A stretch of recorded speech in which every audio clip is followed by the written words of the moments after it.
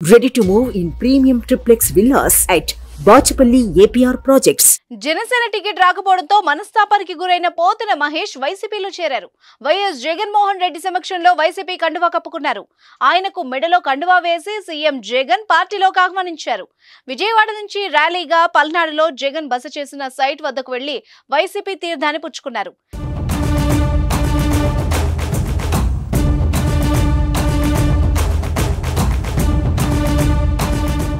చాలా ఏళ్లుగా జనసేనలో కీలకంగా ఉన్న పోతిన మహేష్ విజయవాడ పశ్చిమ సీటు ఆశించి భంగపడ్డారు.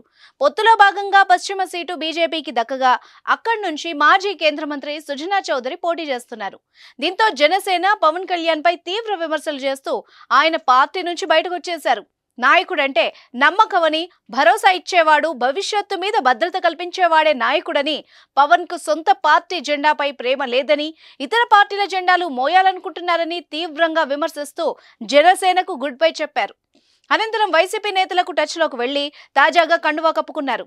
విజయవాడ పశ్చిమ నియోజకవర్గంలో వైసీపీ గెలుపుకు తాను కృషి చేస్తానని ఈ సందర్భంగా పోతిన మహేష్ తెలిపారు. మరోవైపు మాజీ ఎమ్మెల్యే పాముల రాజేశ్వరి కూడా వైసీపీలో చేరారు.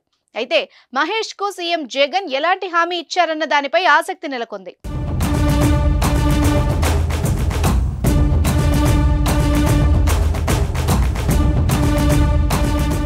సుమన్ టీవీలో మీ పర్సనల్ అండ్ బిజినెస్ ప్రమోషన్స్ కోసం కింది నెంబర్కి కాంటాక్ట్ చేయండి.